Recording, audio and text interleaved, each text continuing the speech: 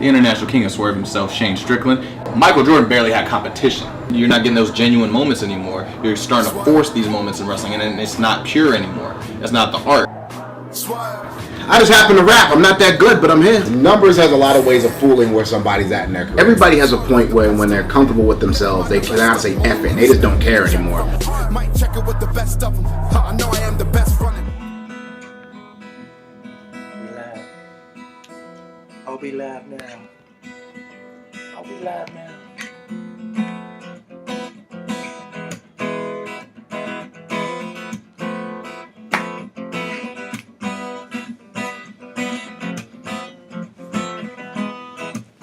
Oh, we live now?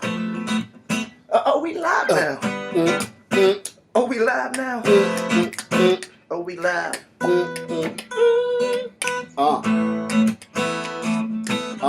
What you got for him, Teasy? What I got for him? Yo. That is the Swerve City podcast. Let me bring it back. Like Lil Wayne back in 2000. No, I'm rhyming. Let them know I'm shine like diamonds. Let me stop playing with them. Check it. Yo, I've been persistent on every time, you know. I got my mind missing. All on the grind, you know. It's just my shine, you know. I do everything off the practice. Lyrically, you know, I had this style has been established ever since I've been a kid. You know, I get it in. Every time I take these pills, they cause my sedatives. This is my time to bring it back, you know. So every time I really try on these raps, you know, this is my circumference. Every time that is nothing. My introduction is awesome. Lyrically, dog, is something that you never felt. You know the battle is always in your inner self. I pass it over to Swann on that guitar for the forest. Lyrically, I'm hardest like Aaron Rodgers. I pass the ball like Farmer's artist. Never seen it with the clothes department starving. Every time I try to get it, the artist is on. This is my closing word in life. Always try to think everything that you say on this mic. Because the future is listening. The time is just listening. The future is in it. All my representatives it has been on. It's been on. It's been on. It's been on. Oh, it's the Swerve City. Mixtape dropping soon. We killing it live. We can't give you no more for free. Live. I think we just gave too much away for the Instagram Live and the Facebook fans. That was exclusive. Bro, we've been working on that song for 2 seconds. And it worked out perfect. That's beautiful. Style. That's beautiful. That's how we do it. Swerve City Podcast, episode 6, coming live. You know who it is. Shane Strickland, international king of Swerve, Shane Strickland. The theme song, King Monteasy Moore. I'm here. And we got our guest, one of the main people that helped influence me in this world of professional wrestling, this entertainment business. The main man, Rich Swann, right over there. What's up, y'all? Multi-talented individual. Y'all don't even know. I'm alright. You know. What's the date? August 28th? August 28th, yes, we're coming to y'all, episode 6 of the Swerve City Podcast. Last time y'all seen us, we were in Seattle doing the live feed. Yeah, we were live, man. Shout out to everybody at the 5. You know, we had a good time. Shout out to Mr. Parrish, shout out to Mr. Farmer. We had a good time out there with those people. For all of you people who came out and supported, it was a great show, and I did my little cheap raps. I mean, I ain't special. But thank you guys for coming out and showing love, man. We had a good time. Miss Melissa Santos, Brian Cage, Mr. Havoc was out there, Jimmy Havoc. We had a good time, man. Coach Mondre G Coach from Mondre the G from the Seattle Seahawks. Stopped in, with his man. Super Bowl ring gleaming, making us look bad. He texts me some motivational stuff every single day. Yeah, you get them too? I get them too, bro. Every day? You get them too, right? I get them. Dope. Dog, I get them. We out here, man. Seattle. Seattle, Okay. man. Like that's home. We don't call it home just because like that we're from there. It literally feels like home every time I stop through. Every time I come back to Seattle. Every time I stop through Washington Hall. And now y'all made Monteasy part of the family, Swerve City family. It's beautiful. It's love. I know every time when I went down to Seattle, like the Seattle, Portland area, like it was dope. Like everybody was always cool. Everybody was chill. So I see. They welcome everybody, and that's what I love about it. The support is crazy. We're still getting support from from my man on Twitter around Seattle, providing us with not only these new microphones but these new microphone clamps right here. Oh, shout out to around Seattle. Yeah, shout out to around Seattle, man. You know, you're a good dude, man. And we appreciate the support, man. We appreciate that. I mean, No, because you want the best sound for your product. Literally, you don't know who's listening to these things, man. Like right now, Pete Rosenberg from WWE, from Complex, like shout out to Pete Rosenberg out there, listening to the show, giving us advice, giving us critiques about the equipment, the sound, how we're going to get this better, how we're going to put out a better product for the people that view us, listen to us on a daily, on a weekly. Check us out on YouTube now, on our Swerve City Podcast YouTube page. Subscribe. YouTube.com/Swerve City Podcast. Get that thumbs up. Man, we get iTunes, SoundCloud, That's Google what's Play. up. Yeah, man. We Check out us here, out man. everywhere. We out are here. trying We're to independent black businessman trying to get on, man. Okay. You know, but what you see is what you get. This is funded by these two men. But right I gotta here. ask you this. I gotta ask you this. Well, travels, man. You guys all over the place, man. Oh, where you was just at, and then you can answer after that. My man, the past week and a half, I've been in 5 different countries. So I did start off at London with Rev Pro. Shout out to Rev Pro, Andy.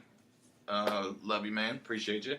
Started off in Rev Pro that last, I believe, Friday.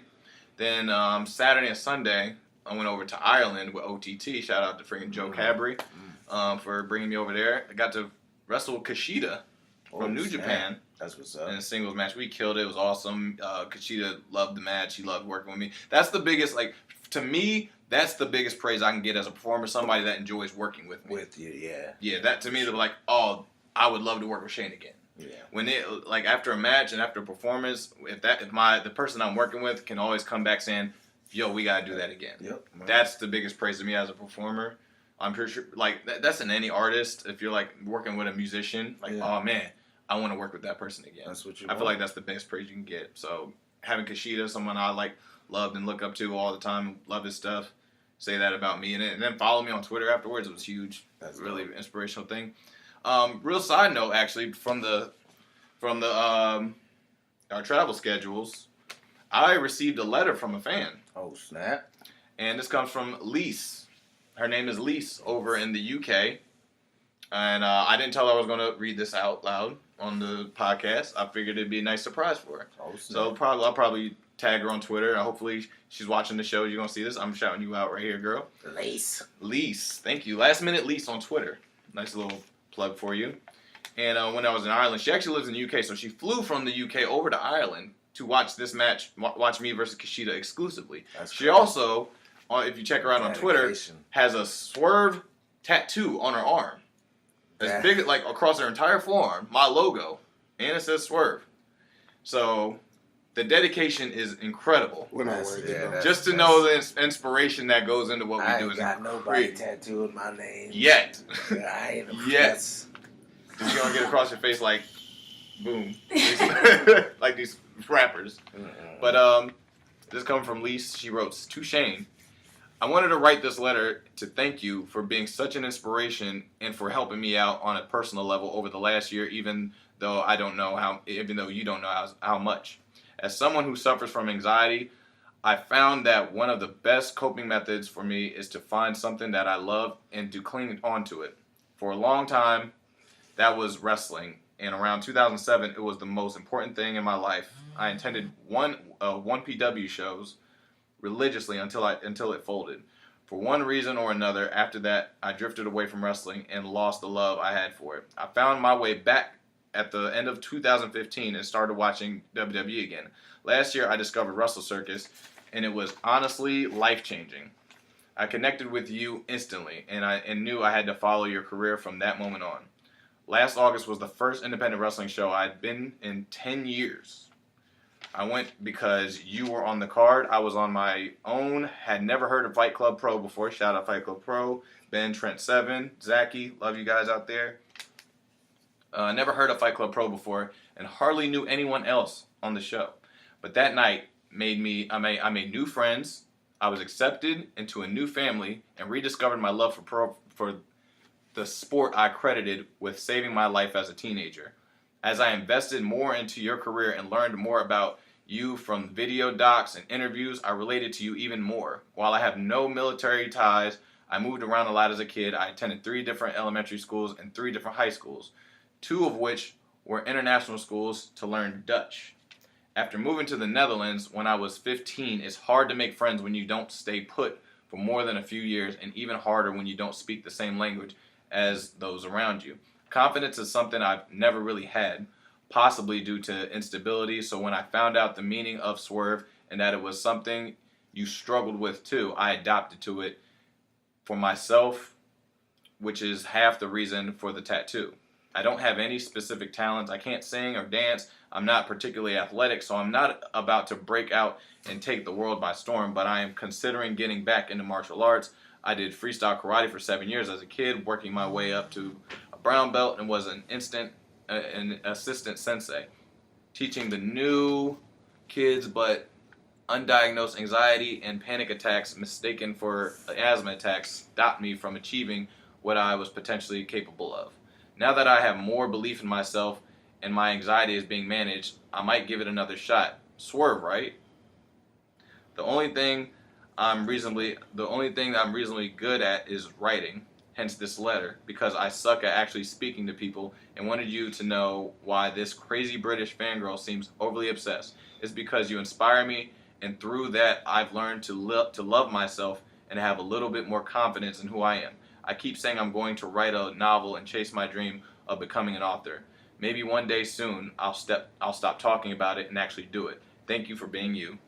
Love, Lise. Man, that is dope.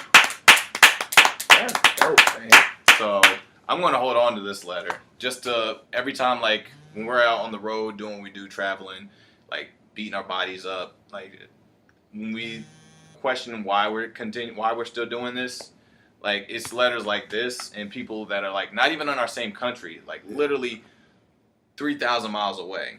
It's touching them in some way. Yeah, professional wrestling is definitely something special. It's life-changing, man. Yo, it does, like, and like what we do out there does like really affect like people, like, and it's crazy, like, and you should write a novel, Lise, please. Hopefully you watch this and see this, man. Like, you ever had fans come up to you like that and say like you changed my life hearing your story? Because your story's really wild, man. You know, like, and I can relate to that because I moved around as a kid. You know, that's why we on the same level. Because like I moved around a lot as a kid, like from AZ to like Baltimore to PA to Jersey. Like stayed in Mexico for a little bit, like Nogales, like and like you stay strong and like stay to your dreams, and then like, you know what I'm saying? Like you never know what can happen. It's crazy, man. Yeah. And that's why I think like when I started coming up in wrestling, and I was like, I still have your Steen Show episode in that DVD, in the copy of DVDs, and like that was the only one I ever wanted because I was like such a big fan of yours growing up, and like, and you know, we had that connection because you grew up in York, PA, I grew up in York, PA. I was like, man, like he went the same path that I did and stuff. Yeah. So like I connected with you on that level. So like I know as a fan, like watching our careers and stuff, watching from another perspective, seeing like the pitfalls and reading our interviews, our documentaries, like we inspire people more than we ever know. And it's crazy, man. So it's wild. So I was sitting there thinking, and actually this brings up a good point, saying how did you meet Rich? What is your relationship with Rich, and how did you guys end up bonding so close? Honestly, this is a really interesting story. So when I was in high school, right, I'm a little bit older than Rich. I'm like 2-3 years older than Rich. So when I was in high school, I was like in York, PA. There was a wrestling show, NCW. Was it? It was at the York Catholic High School. Yeah. Oh no, it was at Votech. Yeah, Votech. It was at Votech York High School, right?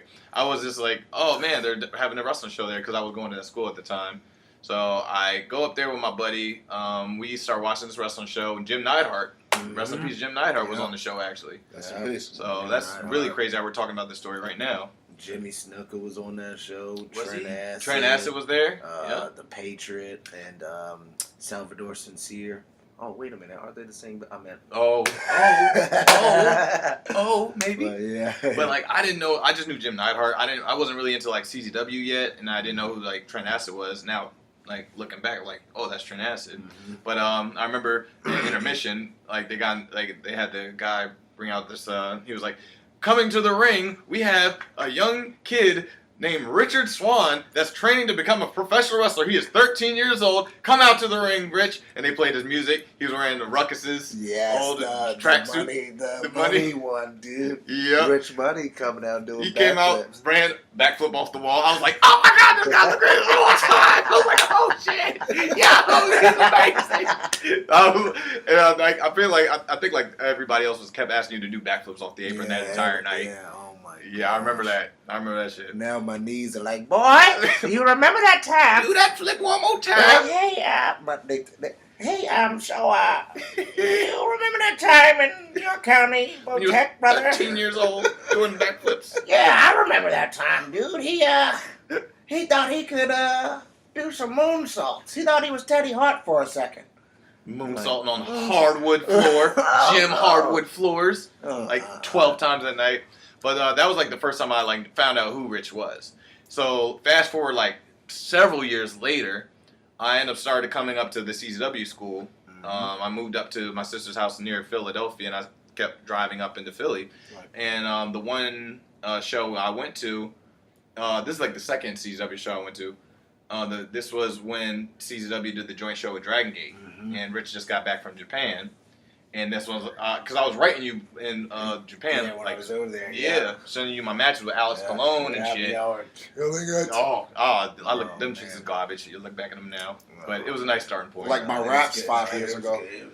It was good. It's that good. You know what I'm saying? Now Right. you're better. Like It was that foundation I had, but yeah. So I sent him, and he was giving me advice while he was in Japan and stuff. I was like, oh, this is awesome. This is awesome. Then Dragon Gate came back over. He came back from Japan and stuff, and that's when we first officially actually met in person. But ever since then, I think he did another tour, then came back. Yeah. And then he was like, then he hit me up on Facebook and was like, yo, we're having a match on CZW. I was like, wait, with me? He was like, yeah, nigga. This was. I was like, oh shit. And then like we had the first match at Tangled Web. Yes. CZW Tangled Web in like 2012. And then ever since then we just kept going and going. Then we wrestled in freaking Germany. We wrestled in tag in UK. Oh man, with what were they? The Leader Brothers, the Hunter Brothers. Hunters.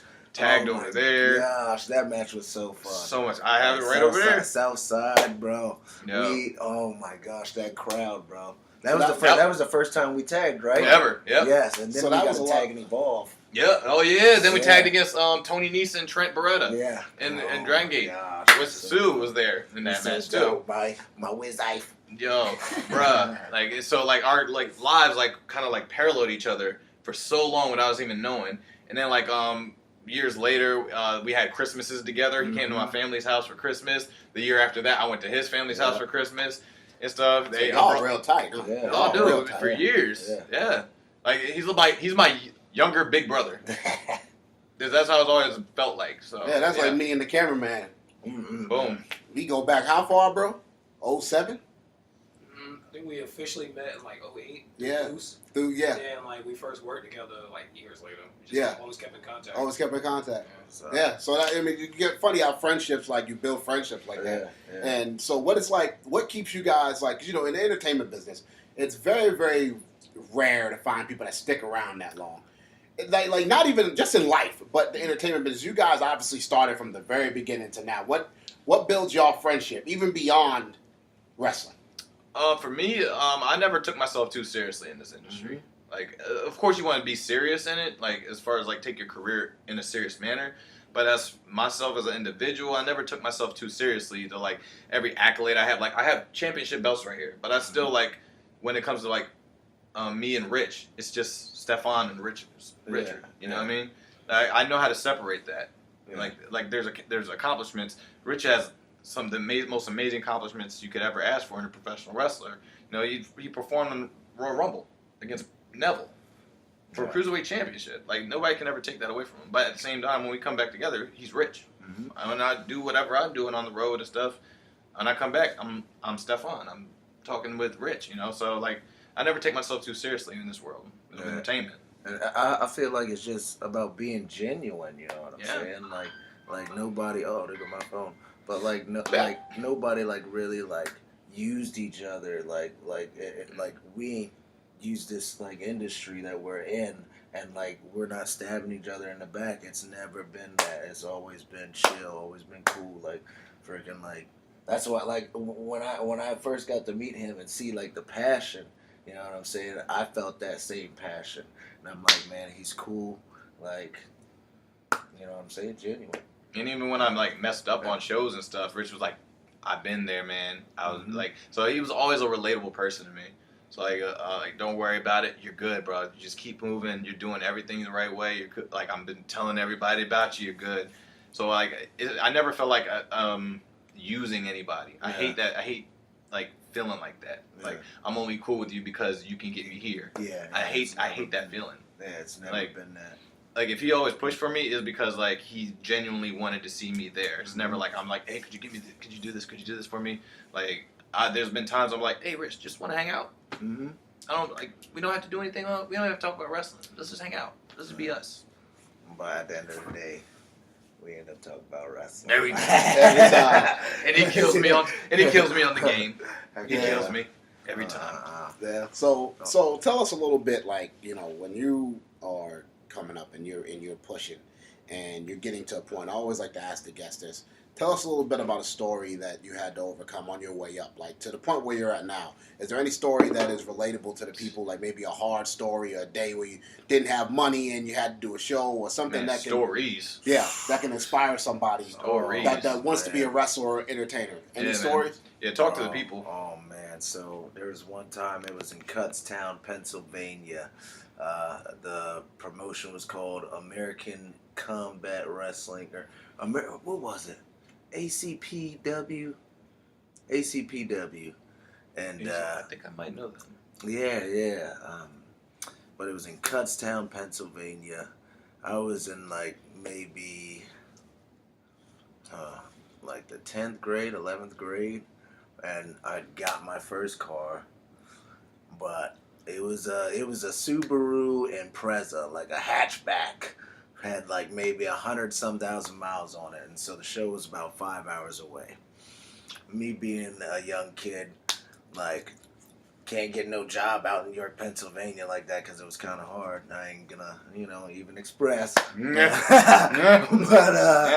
But them Trump values. Yeah, but I mean, hey, I ain't even gonna cut on Trump. I will. but so like, I only had like maybe about a half a tank of gas, a promise that I'd get $20 at least, like cause like it's a Subaru Impreza, you know what I'm saying?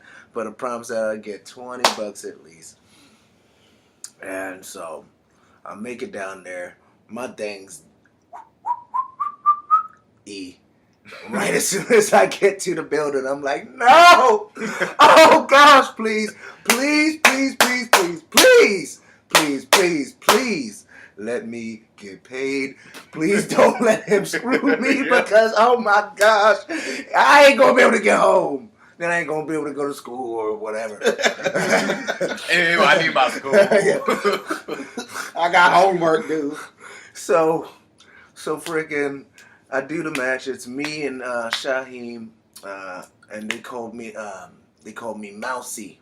They were like, oh, we don't want to call you Rich Swann. We're going to call you Mousy. You're going to be Shaheem's tag partner. You're going to be Mousy. And I was like, all right, I'm Mousy now. I'm Mousy. And they were like, can you cut a promo? I'm like, heck yeah. So I had the same freaking money jacket, everything, thinking I'm smooth. Really not. It was way too big for a brother. But doing backflips. You can find it on YouTube, doing backflips up the wall. Oh, boom. I'm Mousy. Da-da-da-da. Get in there. Do the match. We, did what we called or what we thought we was doing wrestling. But, it was like garbage. But, like my raps. But so, the promoter, he was up in there. He was in there. He was in the locker room before I came out. And when we went to the back, there was nobody there in sight. And I was like, God damn, please just tell me he's... Please! Please tell me he just going to the bank, getting a deposit, something, just getting some money. No, I ain't see no box either. You know, like when you go to the ticket deal, and freaking, you know, they taking the money, the metal or whatever, the metal box, freaking, the collection box was gone. The ticket person was gone. The promoter was gone. We all in the back. We're like, yo, we all just got gypped. No. And you know how many people were out in the crowd? About 10. So I'm sitting there like, nobody made money. I'm sitting there like, yo, nobody. I ain't got no gimmicks. I got E, but I got a guitar though. What can I do? What can I do? And I pulled out my guitar and I ain't give a damn, bro. I sat on the side of my car and played my John.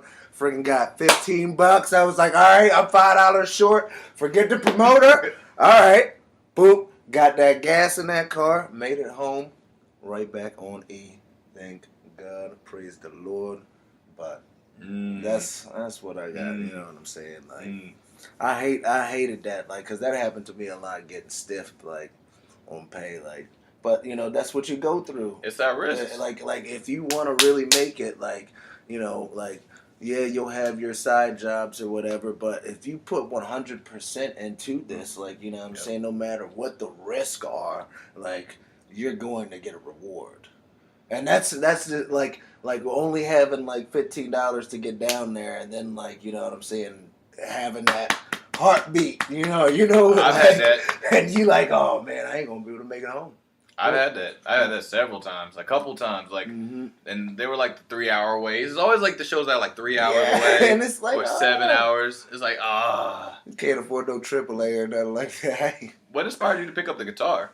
Because you're like multi-talented in a lot of things, like not just wrestling. Man, my brother, he was playing guitar, and he was trying to play Nirvana. It was and that's pretty simple, you know what I'm saying? It was just 2 strings. But, like, it was just a little off, and I was about maybe, like, 7. And he's older than me, so... like, my dad, he had, like, a musical, like genius. Like, he could play piano by ear. So, hearing my brother listen to this song and trying to play it, and it was, like, kind of like kind of off. I was like, man, that's just not how it sounds. It don't sound right. And then, like, he put it down because he was getting pissed. And then I was just like, you know, let me just try it. And I just kept on rewinding the song, you know what I'm saying? And then was like,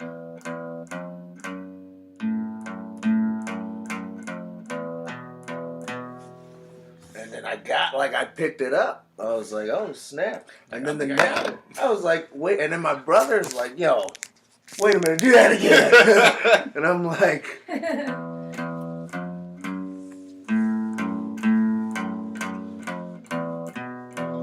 and then I just kept on playing that song every day until I got faster with it.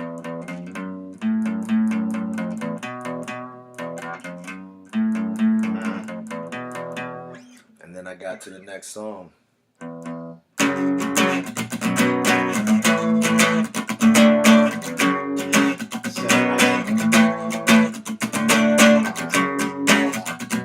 you hear us?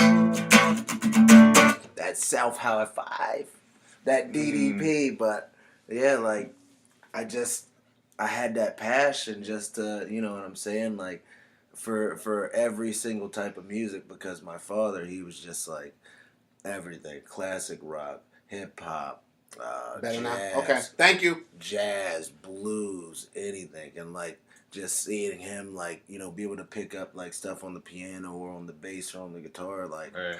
you know what I'm saying, like I just mimicked it, you know what I mean? So That's like, whew. Like I said, I never had a ability like that with music. I was always like that with drawing and painting. Like I can look at something and like, oh, boom, and you just get it. But like with painting and everything, like it's like with music, it's like like that's a whole nother level of gift. Yeah. That's DNA in that. But that's how I feel about like art. You know what I'm saying? Painting and stuff like that. Because I can't draw a straight line. So people that was on the live did not get a chance to hear you play that. Can you do that one more time for the people? Mm-hmm. Sounds. Yep, they said sounds on now. They said they missed the solo. They missed the whole solo. Well, we're doing this for the Facebook Live fans right here.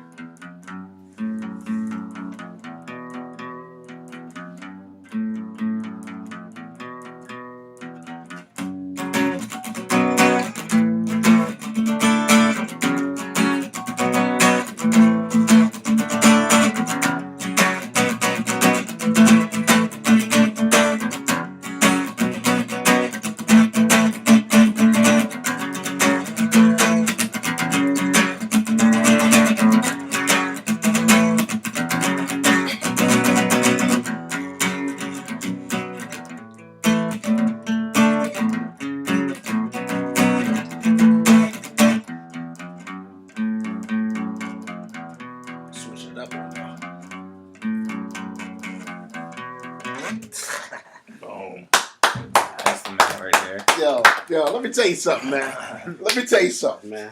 We got an album coming, man. Me and Rich gonna get in the studio, man. Kill it. We gonna get in the studio, get him on the guitar, man. Look, acoustic rap album coming, man. It'll be nuts. It'll be different. And Shane gonna tell me every line that's trash. So nothing's gonna be trash. That ain't it. This is my filter system over here. This is my filter system over here. But great work, man. Great job on that, man. So, I'm gonna switch over to Instagram Live for mine. So follow me for everybody listening. You can follow me on at Strickland Shane. I'm going to continue this. We live. Yep, share that. We are live. We're going to continue on my Instagram page. We're live, pal. Boom. Get this going. I'm going to spit this gun out real quick. No, yeah, do your thing, babe. Do your thing. Yeah. So, what's been going on in the world of news today? Past 2 weeks since the Swerve City podcast live in Seattle. First, Jim the Anvil Neidhart, man. Yeah. We got to speak on Jim the Anvil Neidhart and from my favorite tag team of all time, the Hart Foundation. Yeah, I'm very biased to the Hart Foundation. One of the best for sure. Those guys, Bret Hart was everything. Bret Hart was, and forever will be everything. I got it. Yep, checking on this. Yep. Back live. Technical difficulties, no worries. We gonna get it right. We gonna get this. But like that whole family, like TJ and Natalia, and like every time I've ran into Jim the Anvil, like they've always been like cool to me. They've always treated me with the utmost respect. And vice versa. Like that was definitely a sad day. You know what I mean? I think I was overseas when that happened. When I heard, so that was wild. I remember it was because in Rev Pro it's supposed to be the Killer Elite Squad with Lance and Davey. But he didn't make it because doing the family thing with Jim's passing. So I remember like. He was one of the, like those tag team matches were like one of the first few tapes I started studying as far as tag team wrestling when I started my training. Yeah. They like my trainers was really old school and they really pushed Hart Foundation as far as tag teams. Mm-hmm. Hart Foundation and Midnight Rockers. Yeah, yeah. Those are the two. So that was a huge inspiration in me studying on tag team wrestling and stuff. So that was I was like, wow. That's a big one. That was a big loss, yeah. Yeah, especially being one of the first indie wrestling shows I ever went to see. Jim Neidhart was on the show. Yeah, and he every single time he was on a show, he was always cool. He never was an asshole or anything like that. Never used his persona to mess with anybody young coming up in the business. I know if I ever came up to him in York at NCW or if he was at Maryland Championship or anything like that, he was always cool, always give advice. And thank good. There's not too many guys that are like still hanging around right now. Yeah. That are like that anymore. Yeah, like we're losing a lot of legends. Yeah. Period. Like TJ Tyson Kidd and Natty, like they're like that. Teddy Hart, he's like that. Like, you know what I'm saying? People can say what they want about him. You know what I'm saying? But he's awesome. Like Teddy's real. That's the thing. He's great, but he's awesome though at the same time. Shout out Teddy Hart, man. Like he's real. Yeah, he's real. Yeah, he's real about everything. Like he knows. Like, he doesn't like hide too much bullshit. He doesn't like phase through anybody else's bullshit. Yeah, that's the thing. Yeah. That's why like the guys like that are always like outside looking in to those locker rooms. Yeah, that's how I always feel. Like everybody's like different. You can't accept everybody the same way as the next person. Yeah. No, it's not like that. Especially in this world of wrestling. Yeah. Especially. Yeah. We're all like messed up somehow. Yeah. We're all like changed. Yeah. We're all strange. Yeah, exactly. Because if you weren't, like, you wouldn't be in this business. No. You know what I'm saying? No, it takes a special kind of mind to be successful. The traveling, the flying, the driving, the sometimes the self-mutilation. Like self-mutilation. But like, man, you know what I think? You know what I call self-mutilation? When you are too stupid to get your hotel early in a town that you know daggone well you don't want to be stuck in. And you go to every single hotel and they're like, oh, I'm sorry. We're booked up. I booked all the way up until Monday. I'm like, yo, in this town, chill. There look like 10 people. I'll be like, all right, well, let me get that back seat ready. And that's torture, bro. Because, like, our backs ain't meant to be sleeping like that. After you wrestle, too? No, forget that. My knees. How many times I got to bring up my knees? My knees. So, music-wise, who are you listening to? I was just about to ask that. Oh, yeah. I'm like, I can't even tell you. Because, like if I'm listening to the radio, like... What's your opinion on Eminem? On Eminem?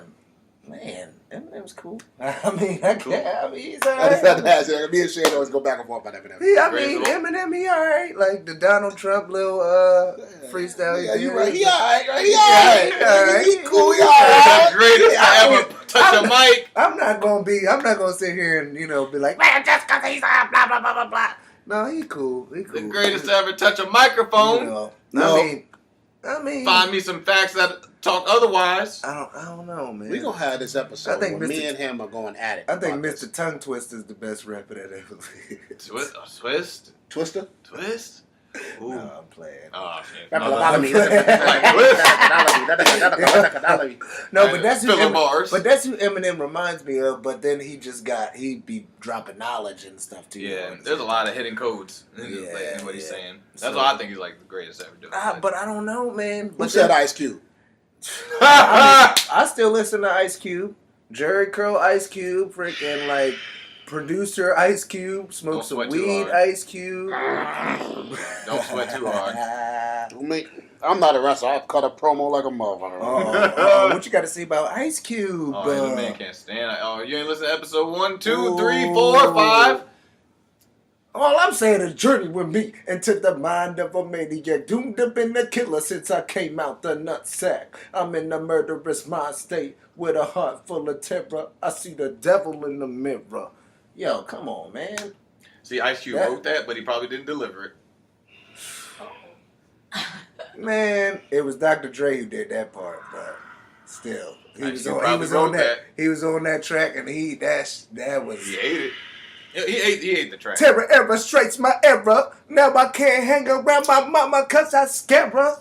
Yo, come on. That was violent. Shout out New Jack. Hey. I always say Ice Cube's one of the best writers of all time. As far as the best rappers. What's wrong with... Oh. Much. Ice Cube. He wrote some amazing stuff. But like I said, so much about like hip hop is style. Yeah. Later on, I think Cube started losing his style a little bit. That's why some of them lyrics sounded better in Eazy-E's mouth. You could do it. Put your back into it. I'm like, That beat was even whack.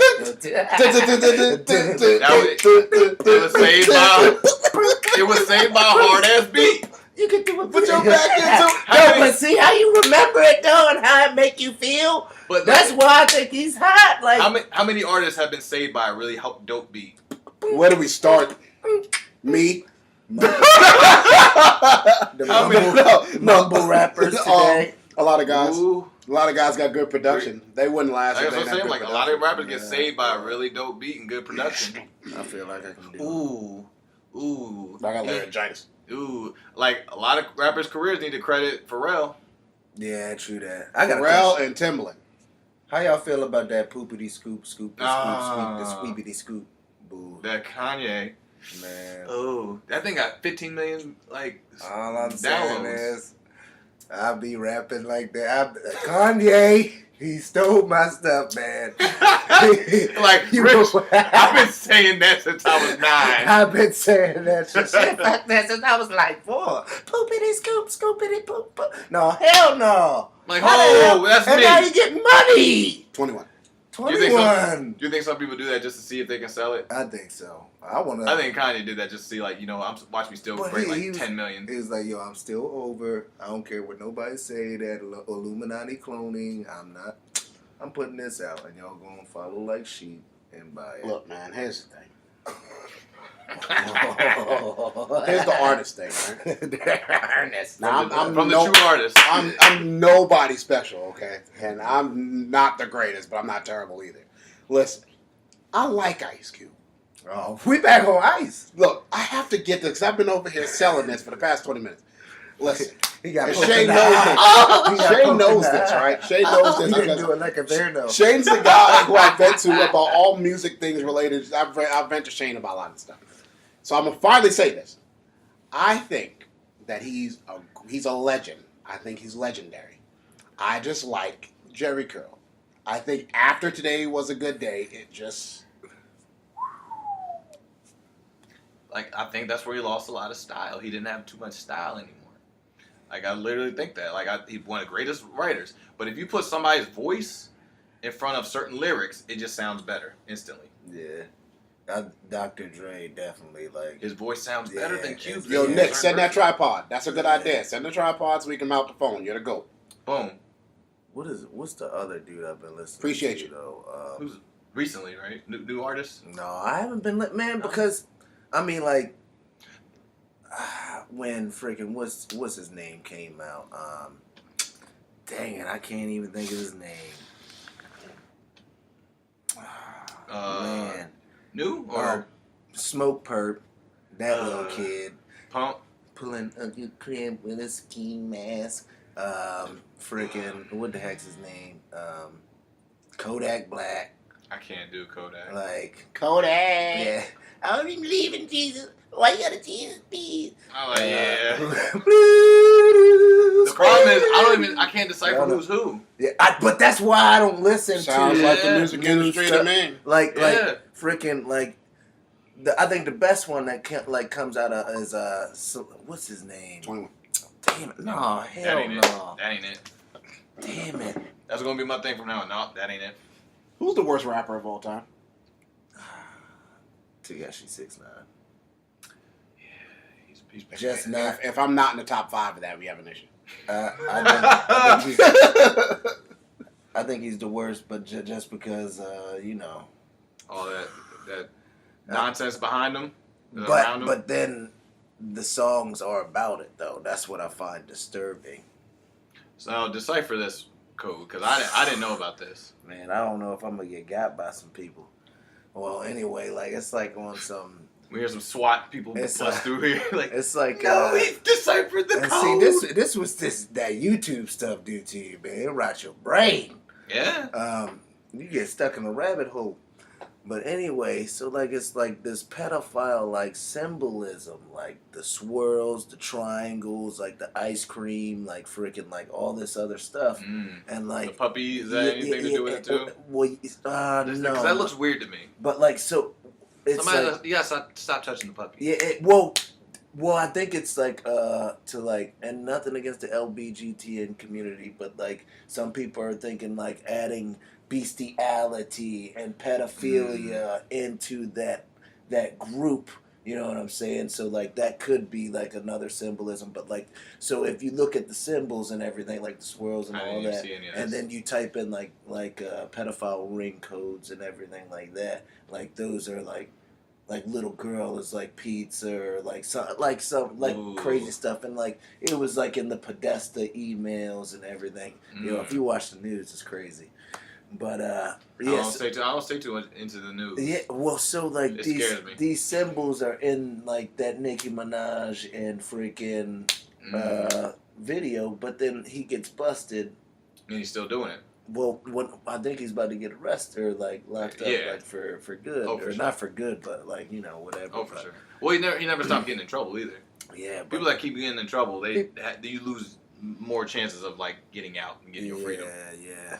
I mean, I ain't no one to judge, but like, I mean, there's some songs like you just can't help but bump just because of the beat, but like at the same time, it's like, patty cake. Nah. Oh man, but yeah, and then like the rainbow and all that. I'm not saying I'm harder, but like goddamn. Like I said, I don't know how we got to like hearing "Journey into the Mind of a Psychopath Killers" and all that stuff. We got from that. It was like being one of the hardest verses ever written in hip hop. Yeah. To "In My Feelings" being the number one song. Shut, everybody shut up. Yo, shut.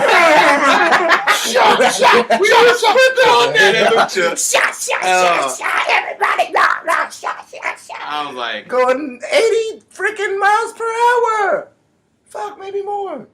Most likely. I don't know. Who was filming and keeping up with him on that video? He was like, Shut. So who do you think Kiki is? Who is Kiki? Do you love me? Who's Kiki? I don't know. Who is it? Ooh. Who isn't Kiki? Who is Kiki? I'm Kiki. Symbolism. No. I'm Kiki. Is that gonna be like a thing like I'm Kiki? I'll be that baby's daddy. I'm Kiki. I'll be. What he saying like? I'm Kiki. I'm that baby daddy. I'm the pappy of that baby. I'm the Kiki. I'm the pappy. I'll be that baby's pappy. I'm the Kiki. Everybody know I can't get right in the hood, bro. Everybody know I can't get right. From life, everybody knows I can't get right. The dude does his life just can't get together. I play with a couple of them on 2K every damn day. Huh? Yeah, can't get right. You can't pass me the ball. Pass the damn ball. Oh, can't get right. Fumbled. Oh man, let's go to some questions on the Instagram live. Let's see what we got here. We got my man Rich. If you got any questions, we're on the Facebook live as well. I see a lot of waving. A lot of waving. A lot of questions. Shout out Leon Rush. I'm looking at the comments right now. Boom, what do we got here? Hi, Shannon. 6ix9ine is garbage. Yeah. I'm trying to see. I mean, it is what it. I mean, I ain't gonna knock their hustle. I ain't gonna knock them like putting out music. Like I'll give Lil Pump credit. Lil Pump. I can't do it. I Shine, like that song, like that beat just like got me mesmerized. But then like he be, look at my bitch shine, look at my tech shine. I'm like, all right, you know what? I get with you. You better than, at least I can understand you better than Bro. You can't get with Lil Pump? I can't do Lil Pump. Lil Pump. Oh, so Streamer Club John wants to know, Swann, what's your favorite Seattle bands? Oh man, of course Nirvana. Let's go. Eat. Alice in Chains. Eat food, Rich. Keep going. Man, damn. Eat. Stone Temple Pilots. Oh my gosh. Man, what the hell is there? Shout out my little sister Shirley Ann. She just got a job, y'all. What the hell? She got a job? She got a job. Work at Giant. Look at her wrist shine. Do she like Lil Pump? No, she don't mess with it. I tuned her into music, so she's like the ASAPs. She likes the Chris I like and stuff. Yeah. ASAP fire, dude. Yeah, ASAP is fire. But damn, I cannot think of freaking. They do the song Tomorrow. It's like you on the way tomorrow, but I don't know. Damn it. No, it's not Pearl Jam. No, it's not Pearl Jam. Shout out to Pearl Jam. I love that. Damn. What the hell? The 3 songs I do know. He's like, let me play it. I remember. I got to do this the black way. I got to tell you the black way. The black story. This is a funny story how black people find their music, right? Yes. So listen, this is me. I found a lot of my music on Tony Hawk Pro Skater. So I was like, in like 8th grade, I swore I was a big fan of the motherfucking band. And I didn't even know they fucking name, but I knew the fucking song. So I'd be singing the song Here and Now and all that shit from like Tony Hawk 1 and 2 and shit.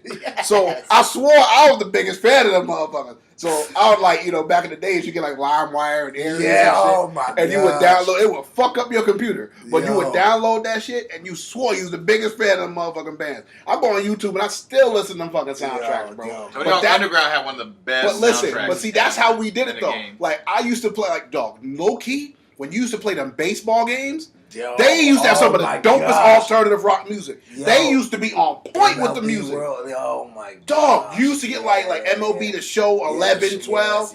Bro, they had the best soundtracks. If you don't want to hear rap and you want to hear some different shit. They be having that corn and shit. Dog, I'm telling you, bro. Sometimes I am.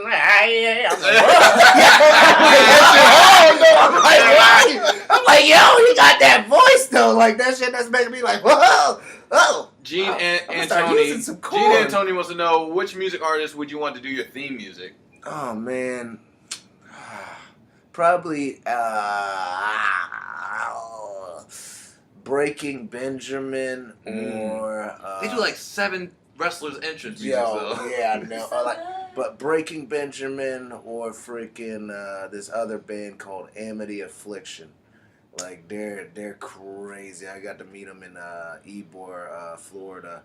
Like see their tour bus. They live a crazy life, but like their music's like on point. Like, and there's one more. They're called Too Close to Touch, and like they got like a hip hop slash rock alternative vibe to it. Like they're dope. I used to be into a lot of like the bands, but I fell out so much and been so much. I've been so much more inspired in hip hop though. Yeah, we were just talking about that. I got a bullet with my name on it. Bullet with the name. Oh, that shit used to be I don't know what the hell they be saying. I don't know, but they be going on. That shit was like. This one is from Ducky Russell. Do you believe true R&B is coming back? Hell no. No, I think that shit gone. No, man. I think we're too Mary far J's, the Mariah Carey's, all them in their prime. That shit gone. No, I miss R&B. I miss R&B groups like the Jagged Edges, the 112, the Black Streets. Problem is them niggas can't get along. They can't get along. Did you make a point about that yesterday? About the groups? About the Roots. Groups. The Roots is probably the only group that is like you've heard of. Mm-hmm. You've never heard any beef with the team. Yeah, they've always stayed 20 together. 20 years plus. 1995 was their debut. It was 2019, and they're still around. Damn. On Fallon, late night with Fallon. Yeah, you don't hear anything. You don't hear anything negative. You see Black Thought. You see Questlove with the afro, and like up, they're still here. They still there. You don't hear nothing. Good. That's the perfect NBA team. Like, I'm just here to play the They're still together. You get rebounds. Yeah. You shoot the 3. You cover them. You play D on the star of the team, and you run point. Everybody plays their role, the Roots. And I'm just here to play drums. I don't want to rap. Man, they we making that good though, man. We ain't messing this up. But the thing is, all of them are talented. Like all of them could be individual artists if they really wanted to. Yeah. But there's no egos. So let's talk about that. Let's talk about. Oh shit! Hold up. That part. We're never gonna get that back. Black people always got like the 3 parts we know in the track. That's sweet. We'll just harmonize until we figure it out, bro. Yeah, literally, because look at the day. Kiki, do you love me? Are you riding? So you never let me. Down for y'all, man. You done. He don't know. We ain't never getting that back. I want them R&B groups back. I want the groups, me personally. I want the R&B groups back where everybody was like 6'3" and everybody had the same hair and they had the same jackets and everybody was singing and the lead singer was like the dude, but everybody in the background had their part. Everybody was getting the same amount of hoes back then too. They played their role. They played their role. If you play the role, you're going to win the championship. Yeah, you play the role. But see, we don't have that no more. We don't got that no more. Everybody want to be a star. No. And now there's no star R&B artists. You know who messed that up? Justin Timberlake. Yeah. Justin Timberlake messed. Yep. When Boy Timberlake bands went was the shit solo- until When Sexy Back came out. When Timberlake went solo, as soon as I heard what was that Cry first Me a song? River? Cry Me a River. I said, "Groups Rock are your, done." rock your They body. did. They were it. They were it. No, It was Cry Me a River, Rock Your Body. Then I just wanna love you, baby. Yeah. Like, Senorita. Can you play that? Senorita. Not Senorita, but the one joint. What was it called? I think it was like I just want. The one with the clips. Yeah. Ain't with the nobody push- yeah. love you like I love you. Let me touch you.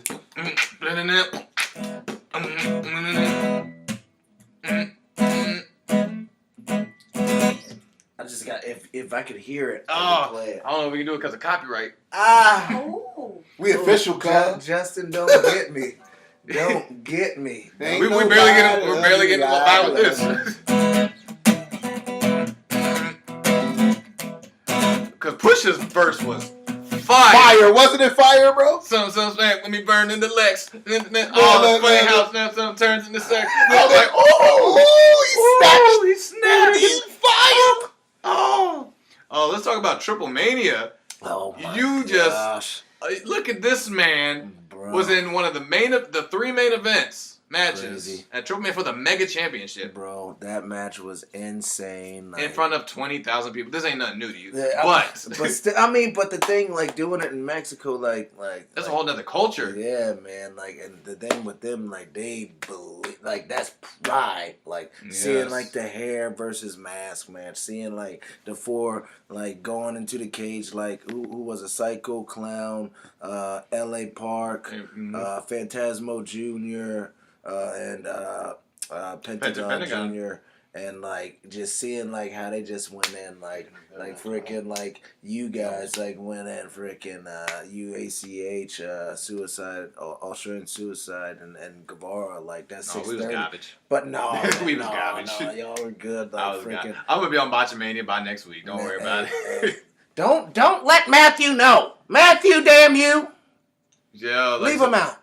Yeah, so we had just to paint the picture for the fans that don't know, it was we just did Triple Mania, which is the WrestleMania of Mexico of AAA, the AAA promotion. 26 years. 26 years of it. We got to compete in a 20,000 seat arena this past Saturday. It was dope. And Rich Swann was in one of the 3 main event matches. One of them for the main title, the Mega Championship, in a 4-way. Him, Brian Cage, Jeff Jarrett, and Phoenix. Man, that match was so fire. And I'm in the back watching. I'm like, everybody is going. There's like 4 different complete styles. There's like 3 different generations. 4 different styles. Yeah, like you watch on Facebook Live. It was crazy, man. Like I never would have like in my like wildest dreams thought I'd be in there with I can't wait to be alone with my baby tonight. Jeff Jarrett, Hall of Famer, up in there killing it. You know, doing his thing. You know, and like it was a pleasure. You know what I'm saying? Like and like to do it in AAA, like. How crazy it was random, right? Like it was random. Like, it was very random, but it like watching it, it didn't feel like it was random. It felt everything like that goes to show you how like great you guys are. It was a story. It was so well put together, like great story, 4 great performers. And then let's talk about how freaking like sick Phoenix is. Like my man, he's the best luchador of our generation. He was gushing, man, and like freaking like. He like no quit in him. Like the altitude out there is like crazy. It kind of affected me too. Like you feeling that, you know what I'm saying? But like my man's motor, like he did not stop. And then like he accidentally dove on Miss Maricela Pena. Did my god! Tumbleweed right into her face. Like he got Jarrett, but like bam, right to the car, like right. Literally capo kick. Bow. I was like, yeah. I'm like, And then the back, I saw her getting helped into the back and everything. No. Like there was like a lot of medical people helping her to the back. Like, but like still, he went in and then like Brian Cage, definitely the strongest man alive. Like, sorry, yeah, without a doubt. Like that dude is like stronger than Elgin, man. What? I wasn't gonna say it. Stronger than Elgin. Michael, I love you too. Mike looking good. He looking good out in Japan. You Mike. like got the singlet dropped and just doing the bikes. You look good. I remember that man. Like he had me in Quesadora, lifted me like straight up in the air, popped me up in electric chair position, and then he like I couldn't do it because like he was muscling. Boom, spun me into the freaking Hurricane Rana. I was like, yo, all right, Mike. Where do I go from here? And that's one of the scariest things you can ever have. Like somebody be like, "Oh, I got all control of your body, and there ain't nothing you can do about it." Ain't nothing, man. Like I mean, like Is that how women feel? Oh no. In a good way, or in a bad way. No, good way. Ew. Oh, hey guys, what's good? I'm a big fan, by the way. All right, hey, we got you on the line. You got a question? You got any questions right now for Rich Swann right here? Yeah, I got one question for Strickland, Shane Strickland. All right, what's your name? What's your name? Where you from? My name's Adam. Adam, where you from? I'm from England. What part? London. Oh, we just came from London. Yeah. All right, what's your question? But so one is for you, Swerve. I noticed that you are the current Evolve champion. By the way, I want to say congrats. Thank you very much. Who are you gonna defend the title to? Out of curiosity, like, is there someone you really want to face and defend the title against? Like, is there someone on your mind?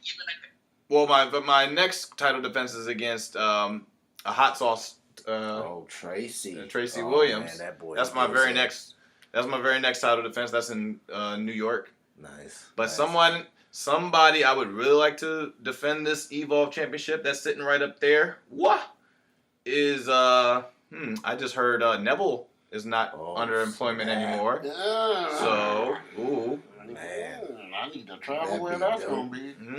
That'd be fire. I gotta see that live. I don't care where. Never been done before. Yeah. I met Neville before, or Pac now, and a great guy. Never got to train with him, do anything with him. So that's something that has to happen. He's definitely one of the best. Like he's like on that like Tiger Mask, like generational like dude. yo, like he's freaking boom boom like this snap that he has on everything is incredible.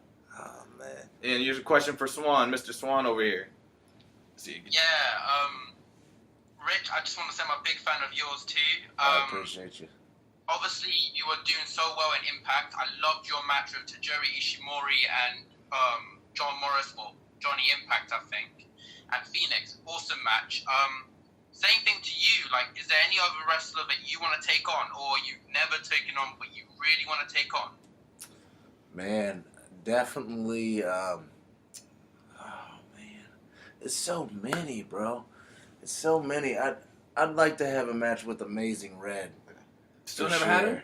No, not a singles match, man. I'd love to have a match with Amazing Red. I think he's definitely, him and the SATs, like, definitely pioneers, like, in this business. Like, the SATs, Quiet Storm, like freaking, like, those guys, like, and Red, like, have created some of the craziest moves, like, and I definitely would want to test my skills and see what I could come up with Amazing Red and see what we could do. That creative minds this, y'all you know got, what I'm man. saying? Like, to this business. Insane. You know.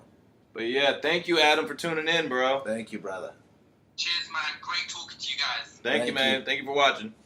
Peace. Boom. Dope. Anybody got any more questions?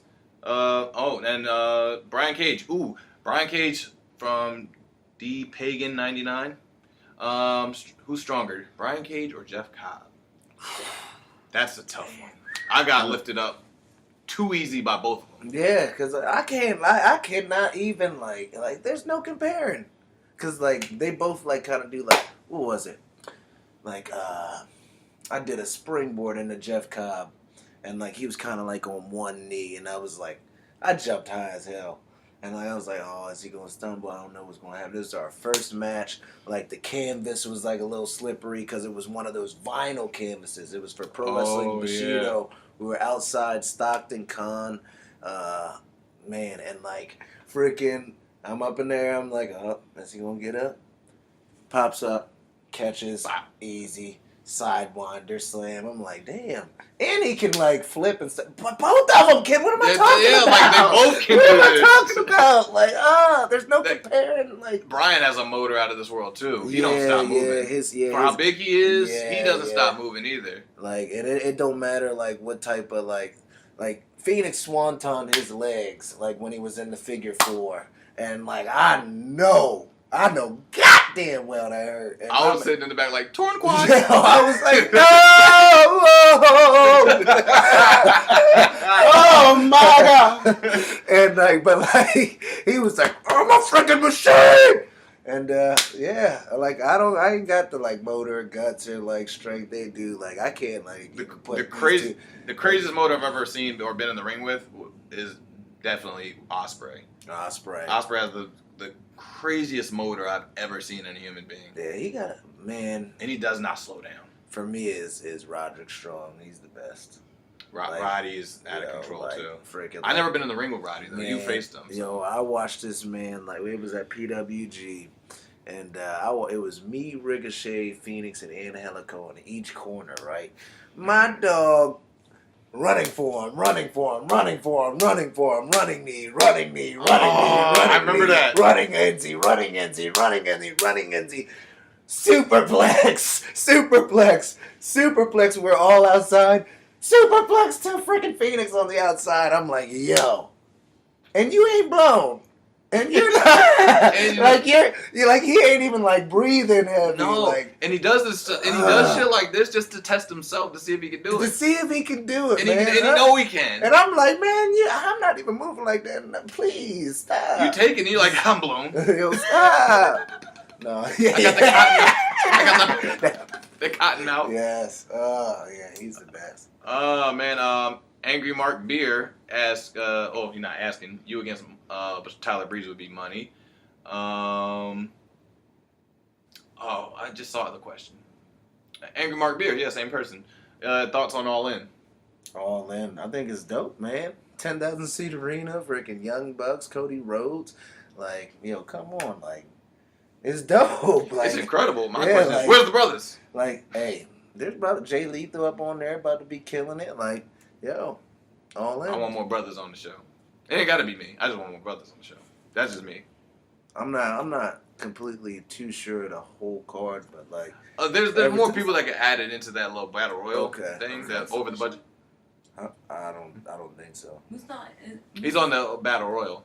Oh, Moose is in the battle. Oh, yeah. Okay. Like they added like a ton more people in the battle royal. Nice. Congrats to them. They're making history with what they're doing. Like support them, but yeah. That and freaking like the New Japan Ring of Honor show in Madison Square Garden. That's dope. Like that's dope. Like because like.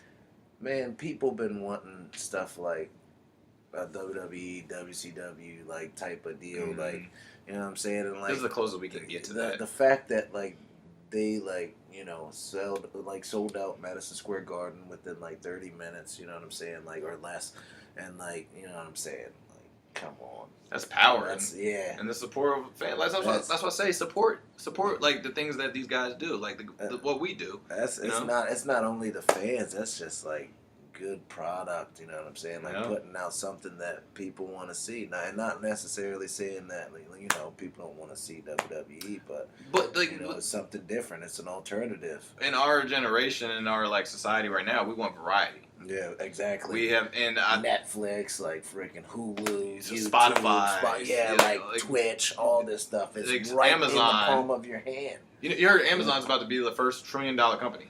Oh, it's on the verge of becoming the first ever $1 trillion company. It's nuts, and then but some of the workers still are like on the poverty level. Yeah, that's what I'm saying. Like that's nuts. They about to be somebody pinching pennies or something. They like. You get a piece of bread and water. Yeah, if I was like, whoa, like how you hear me? Like, nah, man. But how would you feel being an employee walking in there like, yo, y'all tax the shit out of my check. I just read something on Google this morning. Damn. Y'all about to be the first $1 trillion company. Man, they walk in that thing like, Amazon gonna be like, one day when the glory comes. Amazon gonna be like, Google, y'all some snitches. like, y'all some snitch ass mother. Y'all weren't supposed to put that out till next week. Damn. Who leaked the information? WikiLeaks, y'all at it again? Damn.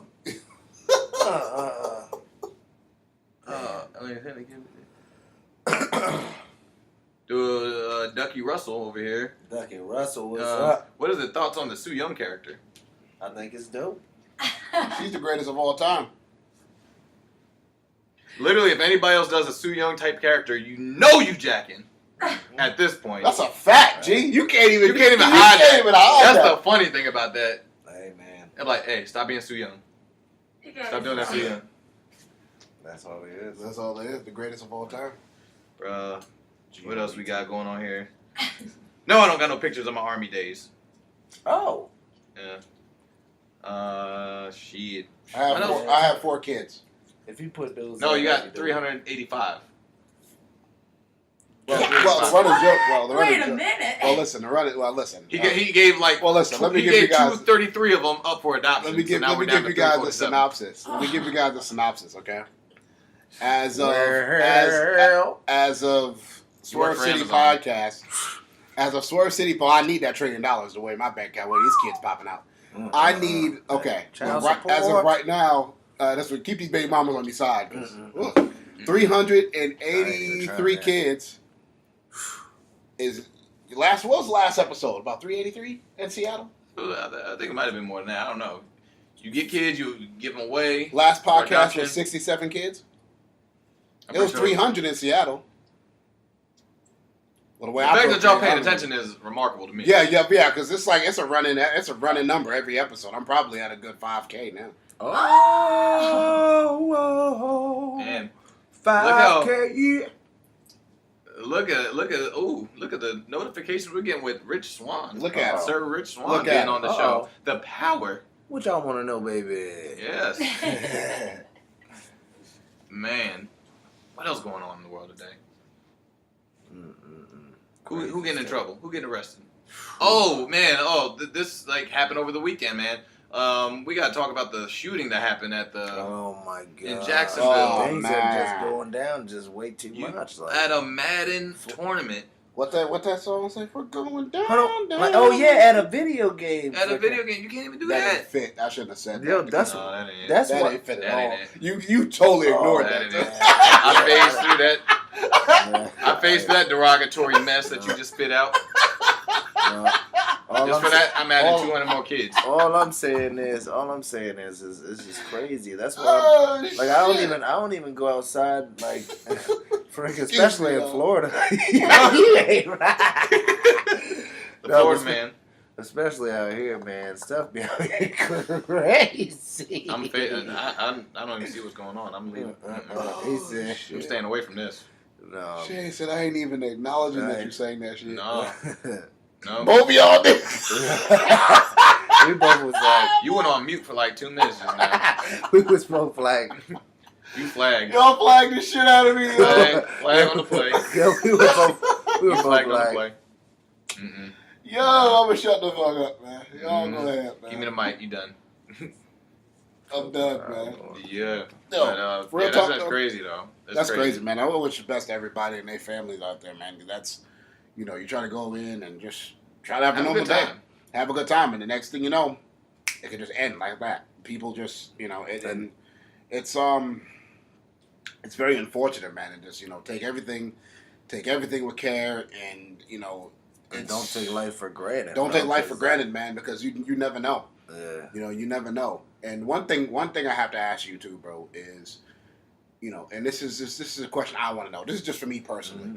As an African American man in wrestling, man, do you feel like there's pressure on you, or do you feel like it's just you can just go out there and do what you want? I just wanted to ask you that because I've been a big fan of you for years. Me as a person, I don't even feel I'm not saying I don't feel pressure, you know what I'm saying, as a wrestler, but and of course people all have their own thoughts, oh, black people don't get enough pushes, oh, black people do, blah, blah, blah. I don't even look at it as a race thing. I go out there and I do it because I know this is what I love, and I know this is what I'm good at, and I ain't got no pressure about no skin, race, sexuality, nothing like that. I'll wrestle anybody, you know what I'm saying? I'll wrestle I just do the damn thing. You know. And my dog said he'll beat anybody, and he said everybody gonna lose. Oh. Everybody gonna lose. That's what he said. Everybody, including you. Dang. Ooh. So I'm looking at my face right now. I look like a angry black woman. I look like my Hulk Hogan is coming back, like going back, like. Yeah. I just look at this. Look at this. I look like I'm like watching Bad Kids. Put that thing down in the. But them kids look like bad. Put that down in the kitchen. In Mexico, what was it you that was in there? Yeah, he had just got there, like just chilling on that couch. It was hot up in that mother truck. I'm like, God dang. Yeah, like everybody, ACH and Swann lip making fun of me because I like to play with my hair. Like, y'all probably noticed that. No, I mean, I feel it too. Yeah, but like I'm over there watching the show, like I just look like I'm babysitting Bad Kids. Like with my flip flops on, like put that shit down. Well, I'm gonna tell your daddy. What? That's the life. He ain't here. Yeah, look at him. Look at him. You nasty just like your daddy. I don't know who my daddy is. It's probably Teasy. Oh, whoa. That 290, what? It's 259, 89, what? Oh, how many kids you lose since Seattle? 378. Where you at? He don't even adopt him. He just loses them. Hey. I could have sworn I put him next to. Ooh. Oh shit. Hey. They're Like what is it like? What's it like? $3.95? Yeah, your kids are like airport luggage. They just lost. Especially for Southwest. That happened to me the other day, man. Oh, speaking of which, at OTT, you know Walter. The big Walter. Yeah. You know that big ring comp coat. Yeah. Lost at the airport. They just lost it. What? It was like that thing is like. It's heavy. Yeah, yo. They lost it? The luggage, like the bag, it was that and his merch. The new shirts, the new ring comp shirts, the ring general shirts. Who he flew with? Ryanair. Oh! Shitty ass. No! They make a person pay for their boarding pass. How do you have to pay? €50. How do you have to pay? For a board. Okay. Let's talk about Ryanair. When you go, okay, to American Airlines, and you can't get to the goddamn like self-checkout thing, and you gotta go to the goddamn desk, ain't nobody freaking charging you for a boarding pass. But if you go to Germany, and you go to Ryanair, and you ain't got your boarding pass because, the machine will not scan your passport. Oh, shit. Let me tell you something. You are paying 50 to 75 American US dollars for a boarding pass. For a pass. That don't even include the bags. Damn, I'm hungry. I gotta eat. I gotta have that money. For the paper? For the paper. And they lose the bag anyway. They lost it. It's not even like, it's still here. It's still it shipped over to OT in the island. No, it was like we don't know where it's at. That's the answer they gave. It fell out the plane into the ocean. That shit is swimming somewhere in the mountains. And here's the thing: the flight from Germany to Ireland. Oh no, he was in London with us. Yeah, the flight from London to Ireland is not even an hour long. Yo, bro, that's like 2 states over for us. That wasn't even the first time that happened to me. Because, like, the first time that happened to me was, I want to say, me and Sammy and Masada. And, oh my gosh. Fuck Ryanair. I hate that place. Ryanair, you are horrible. And you broke my, the screen that you can buy, like the backpack screen. You get at GameStop. Oh, fucking. Yep. I had to. Vanguard. Vanguard. Yes. Yeah. When I went to Germany again, Ryanair. They broke it. I was gonna have some fun. I was gonna play some freaking video games. And speaking of that, I gotta get a new backpack. I opened up that Vanguard and I saw the crack in the middle. I was like, you bitches! And I was like, all right, maybe like a drop cell phone. Maybe I can still. Did that shit just go? Maybe I can still play. I hooked everything up, got the converter plug. He was crying the whole time. I was like, beep. Everything came up blue, rainbow, all this other shit. The crack. No. I was like, yo, please. No. Yeah, that was bad. Ryanair, that's why. Now y'all understand a little bit why I got so hot when he mentioned Ryanair. I'll never, ever. Bruh, you know they're the number one rated airline in Europe too as well. The number one rated airline.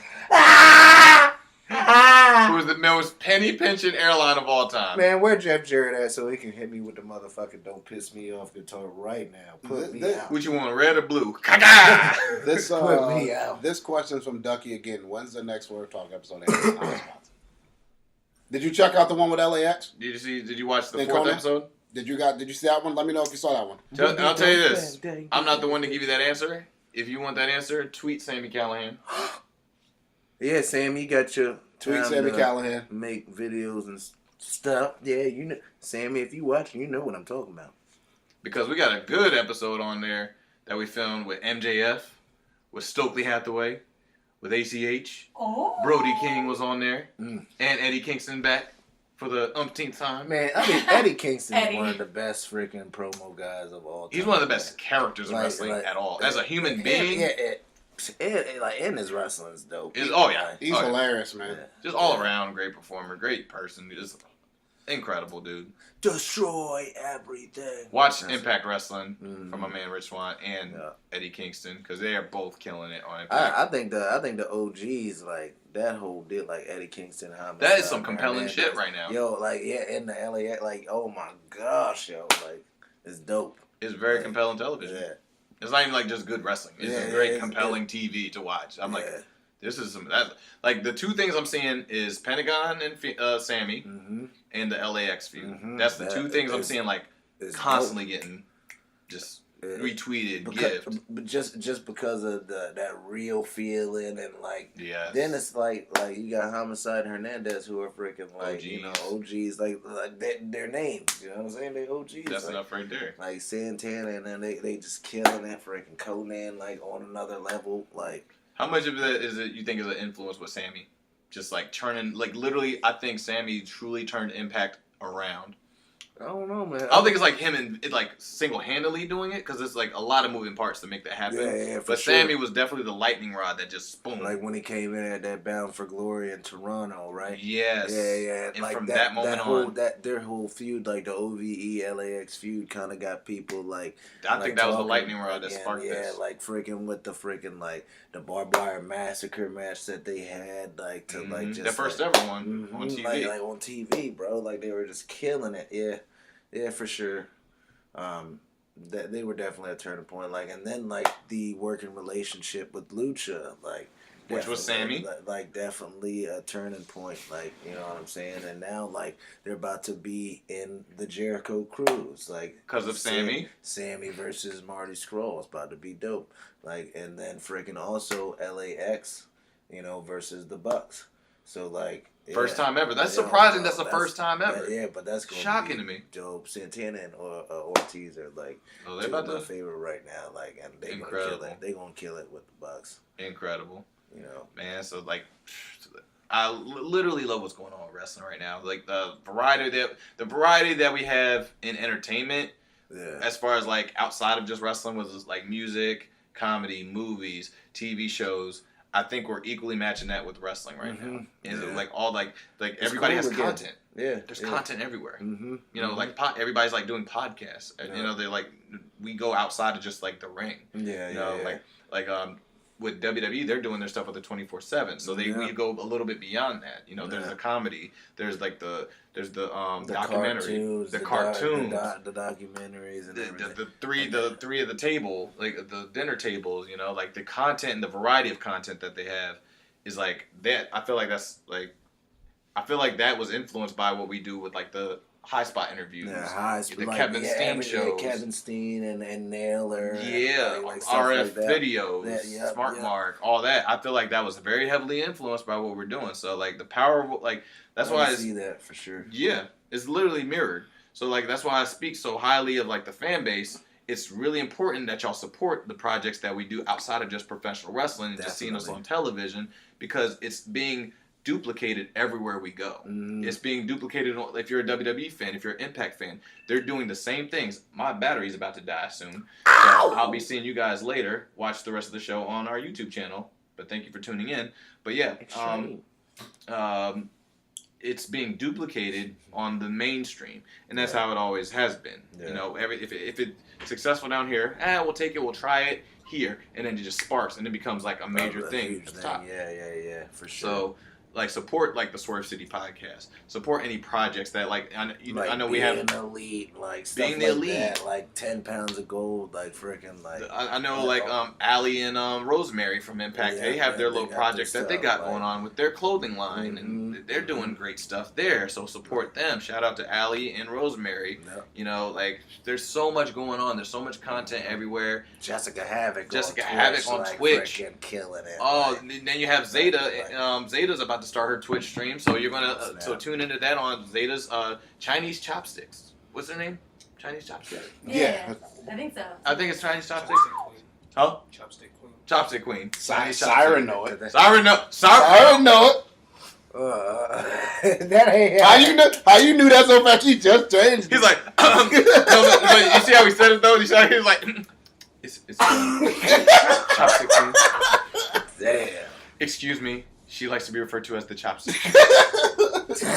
Sir. Don't talk to her like that. I think that's Julie. No, you said that too. Your sentence was too aligned, bro. It wasn't no guess. No. It was too aligned, bro.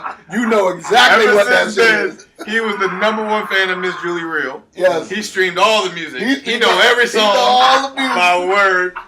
Hey. He was like, the next episode is going to be replaced with Julie's song. Yeah. She's like, the Chopstick Queen has arrived. My dog, they said that the whole podcast, and he said, Chopstick Queen. My man hopped on them chopsticks, though. He was on point. He knew it. He knew it. Oh, man. But yeah, I think it's really important that we support everything that we're doing out here. Even the Chopstick Queen. Hey. Side #1 fan out there. So, but you can expect all of us to be hopping on her Twitch, like me, Sai, Chopstick Queen #1 fan. And Sai if we don't invite Sai to that, he's not recording us no more. Yeah, he's done. The price gonna go up. You guys didn't tell me? You guys didn't tell me we were... You know what, guys? I don't think I can do this. I think we're done. He gonna be calm and shit. I don't think I can do this anymore. Yeah, the Chopstick Queen. Yeah, so we're nearing the end of this episode.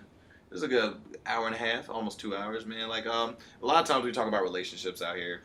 I know, like, and this is not me trying to, like, drill into the relationship, but I know, like, there's ups and downs to every relationship and how everything's going on. I'm not telling you to tell your story about everything that's going on with you. I just want to know, like, I just want to know your insight to your relationship, not just struggles, but struggles, triumphant overcoming them, how to sustain a good one, especially being a married man at this time now. I feel like definitely, especially in our business, especially if you're in a relationship with somebody that does this, it does get tough and it does get hard, but at the same time, if you feel like this person's down with you or down for you 100%, like, you can take all the negatives and flip it around into a positive, you know what I'm saying? Yeah. And like, get it. Read my song. Check. That's my busy. No, but like, literally, like, you turn them negatives and put it into a positive, and like that's what me and, you know, my wife have been doing, and you know, like, and you know, of course, in the media world, how everything gets spun different ways, you know, like, it's difficult. Yeah. More difficult than the actual regular, the normal relationship, the normal marriage. Yeah. You know, like how do you get through those? Like, as in how, like, I'm not going to say, like, in a professional manner, but just how do you get through those, like, personally between you guys? Because, like, I know, like, everybody else wants to, like, try to write their own narrative. Mm-hmm. and sometimes it's easy to fall into that. Yeah. And you'd be like, oh, this is saying this about this and this. How do you keep it between you two? Like that, just keeping it tight knit, just keeping everything in the house, like you know what I'm saying, like, and you know, trying to be personable and just you know trying to keep you know each other's feelings, you know what I'm saying, like like intact and like be mindful of each other and everything like that, and you know try not to make you know each other look like a certain way.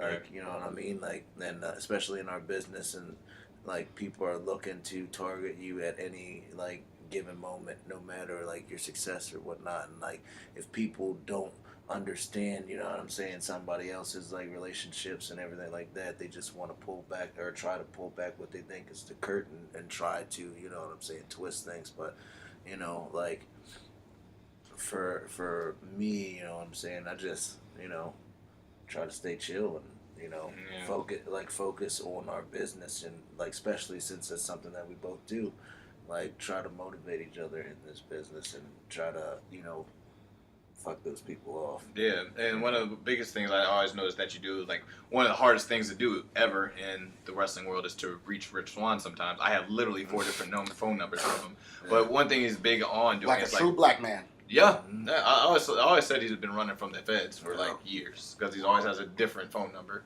But like one of the biggest things he does, there's times he just puts the phone down, and like it's hard to reach him sometimes. But when it's important, he'll always get back to you.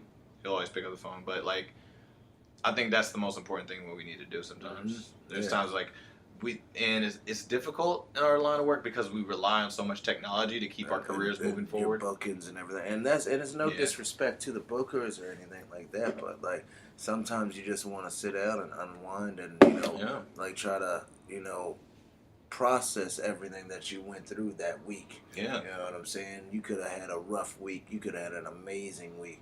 You just want to sit down, unwind, like and like you know when it's time to talk to those people.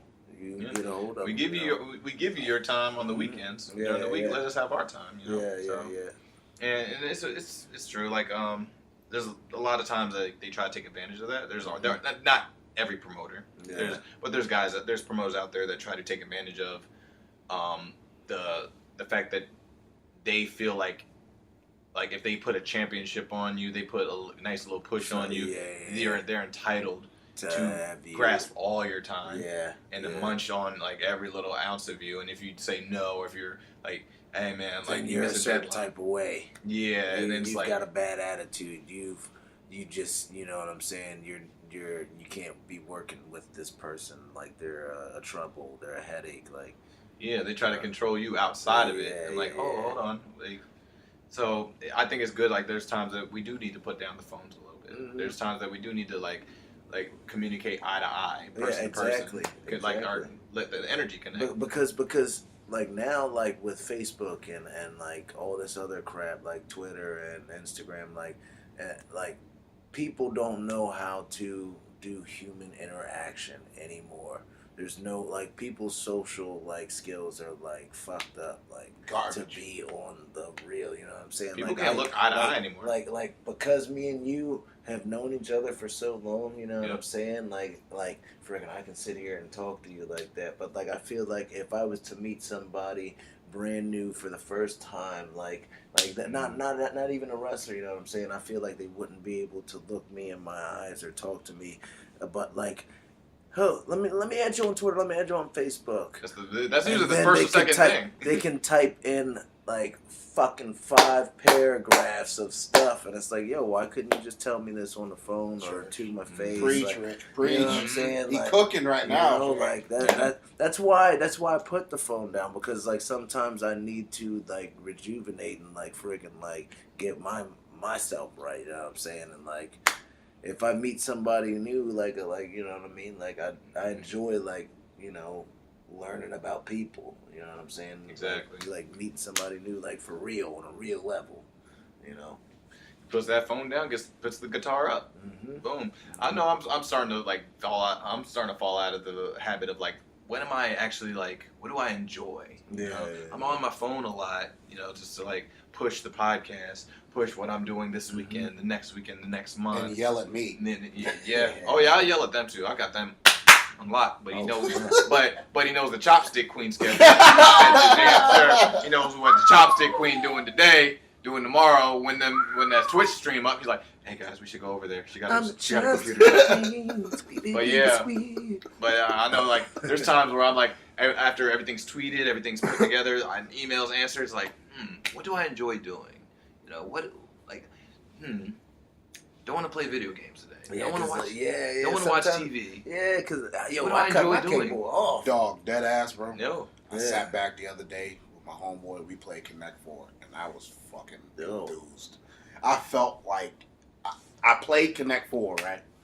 And I'm sitting there, and I had no phone by me. My phone was in. I was like, yo, what happened to me? Like, I was literally like, I was so happy. Like, I felt like I was 6 again, and I was like, why am I so attached to this technology? We was outside till it was raining, and we was just sitting on the porch talking, playing Connect 4 and bullshitting, and I'm just like, bro, I gotta put this phone down, bro. Yeah. I find myself scrolling for no reason. What the fuck am I looking at? What are you looking at?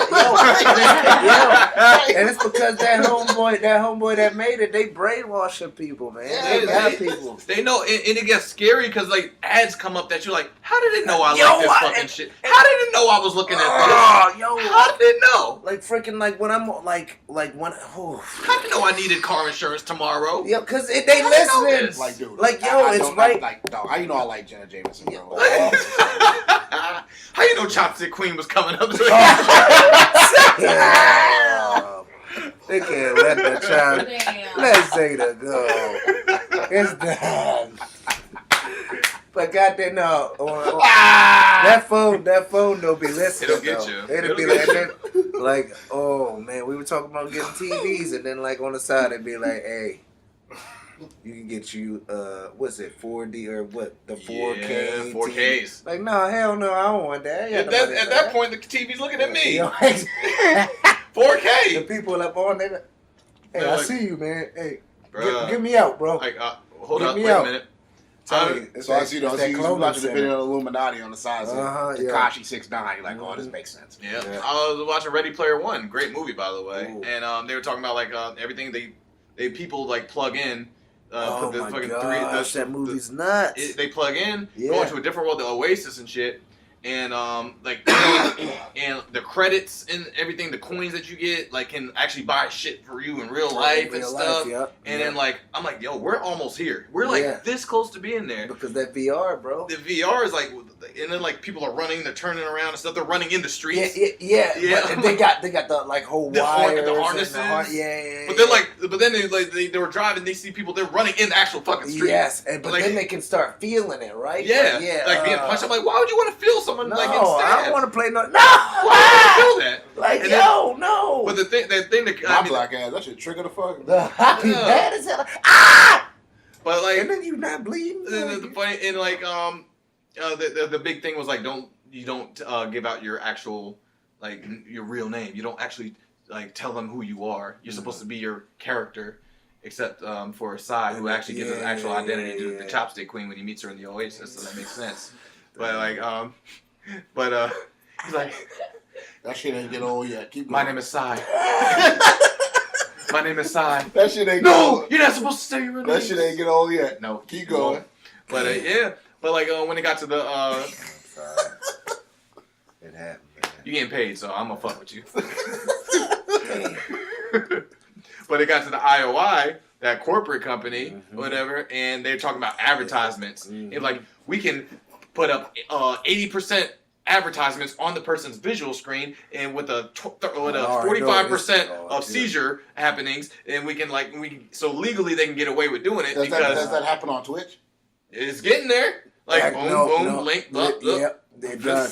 I was watching Triple Mania, and literally they had the freaking. Sorry, like you bastard. Continue, that's because we about to get to the advertisement of freaking Chopstick Queen and everything. I knew somebody was gonna do it, so I had to motherfucker. But anyway, it popped up like watching Triple Mania. Yeah, I was like, yo, like. on Twitch now too. Like I did get. Now I ain't gonna lie. It's too much. I did get cheaper insurance. I did get cheaper car insurance because of them advertisements. So it ain't all bad. Dude, did you hear about the car insurance where you take it by mile or by like distance or whatever? No. Yeah, like there's a car insurance now to where you pay by mileage. Like as a wrestler, that's kind of scary. That's not for us. Oh my gosh! But now, like I'm flying all the time. My car's just sitting there, so I'm like, that might be something. Yeah, no, that's why I'm saying. Yeah. Because like I don't go nowhere but the gym and the grocery store. Yo, that's what I mean. Yeah. Like, but like for them on the road times though, like when you gotta drive from like Florida to New York. Oh my God. No, that ain't for us. Excuse me, but you owe us $3,000. Tell me why last week you only drove about 20 miles, but this week you drove about 9,000. You know, wait a minute. Somebody add up. So you're at 10,000 in 4 weeks before your next bill payment. No, that ain't the one for me then. No, but that ad came up on YouTube. Can I ask you all a question? What's up? Me and my friend was talking about this today. Shout out to my man Mike, man. Your Instagram is hilarious, man. Mike. Why is it when you see these commercials and you take a certain pill, the side effects are like crazy? Oh my God. Like, Tyroflaxin. Side effects is excessive heart rate, erectile dysfunction, death. There's like 3 different levels that we just jumped here. How would you? I could die. I saw this commercial one time and this lawyer was like, if you die or you know somebody else that died, says you could get how the fuck I'm gonna call you, bro? I'm dead. If you die or somebody else that died. If you face these side effects, nausea, blah blah blah, da da da, diarrhea, da da da. Yeah, and then it's like you see the thing where like the guy's like in his 50s and he can't get it up no more, and like the side effects like erectile dysfunction. What the fuck is the point of me taking this pill? Yeah, like why? or she's like, all happy and they're all snuggled up and the side's like or like blood clots. Blood clots. Like that blood clot go up to your fucking heart and shit, you, bro. Like which one do you want? Do you want the freaking take the chance freaking limp dick or freaking the hard fucking dick that we might get a blood clot and have a heart attack? Goddamn. Dry mouth. Discharge. Ooh, and discharge. You be going to the doctor, going to that health mother truck. I'll be like, yo, please. Yeah, bro. I don't take none of that shit. But I just think that shit is funny. I think it's hilarious. Because them dudes be so happy in them commercials. Like, dude, bro. so you have that happy with dry mouth to be able to get a hard on, huh, dog? No. They look so free and they look so carefree. They're on boats. Look, I don't know. They're painting. They're flying kites. That girl must got some fire down there. Because, woo, that man cheesing. All right. Like, he's like, damn that shit. Coochie good. Girl, that chopstick queen, coochie good. Oh, let me get up in there real quick. I'm not saying anything. You know them Me Too people be good. Oh, yeah, man. Boy, Rich about to heat up, boy. No, I ain't heating up on that. Okay. Like, cool down. No, don't worry, I'll say it. That's gonna be the disclaimer. Don't worry, I'll say it. But man, this is episode 6. Episode 6, man. Podcast. This episode might give you erectile dysfunction, blood clots. They ain't gonna watch the show. Lack of sleep. I hope you don't go to sleep. You keep watching this. Bad feet, stink breath. My feet is bad. Everything of that nature, man. So take this at your own risk. You say that now. Watch me scroll through Facebook. Do you have bad, stinky feet? How did you know? I'm gonna follow my dog Siren at Chopstick Queen on Twitch. Oh man, you feel me? All follow my dog. Yeah, I think he's been tombstoned enough with that chopstick. Deadlift. Do it again. What's the chopstick queen? Chopstick Queen Zeta. We plugging you like crazy, girl. You better have us on your goddamn Twitch. Yeah, that's something. You better give us a shout out on that goddamn. Isaiah. What's it? On the which one? iTunes. Yeah. We got iTunes. On your next track, you better let me play guitar or something. I'm telling you, we gonna collab. We gonna collab. That's an acoustic version of Swerve City coming up. We gotta work on something. That's my tag partner. Boom. Like, what you got to plug, man? I know you've been beefing with Sir Ian Adams, Sonic, Ian aka Adams. Sonic. Oh, lately. Lately. Yeah. Listen, sir. This better be on the highlight video, by the way, when you make this. Listen, sir. This up. You, sir. Let me tell you something. Sir. Let me tell you something, sir. I'm 1-0 in that promo battle. How's my promo? The promos have been fire. So far, I gotta say, because, like, you had the response, he had the challenge, you had the response.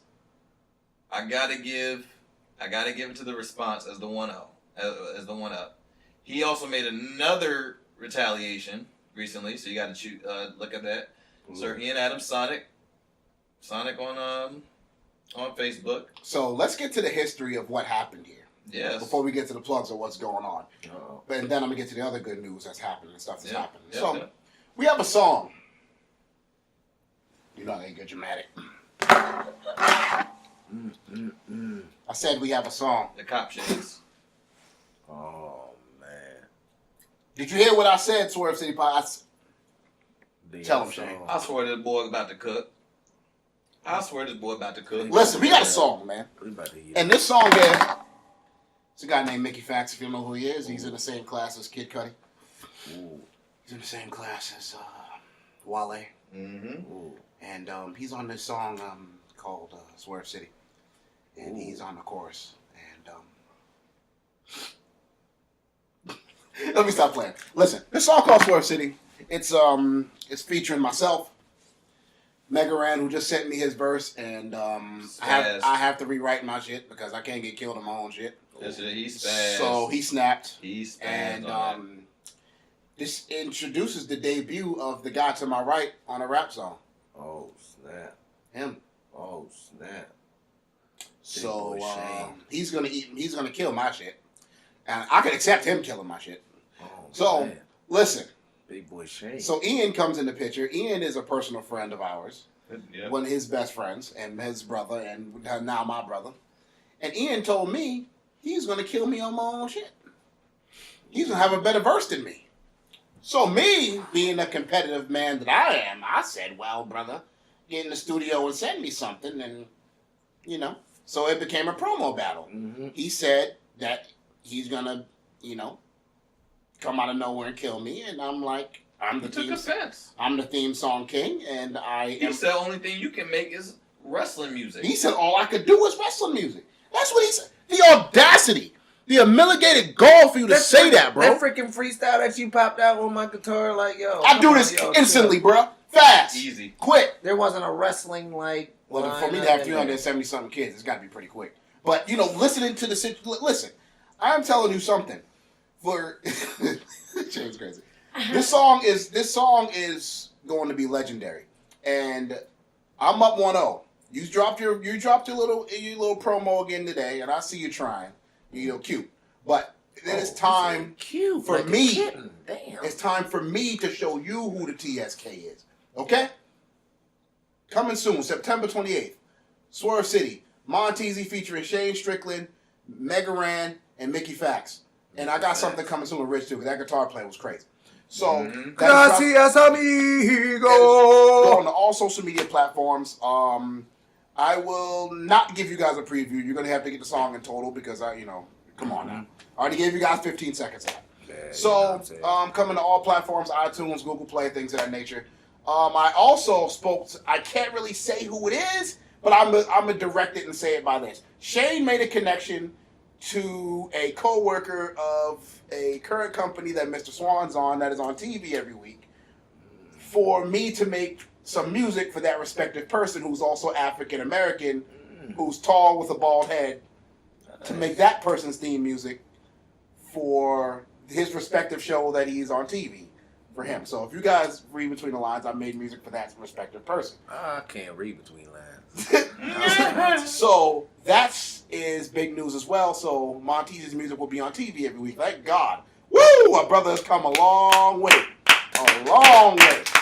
Oh, our brother going a long way. These child support's no joke. My kids all got big ass heads and they bad. So, but besides that, besides September 28th, there is an EP coming out. I will release an EP. It is called. It is actually called The King's Court, and it is going to be a small EP. The theme song King album does not exist. It's never coming out. Don't ask about it. I'm not putting it out.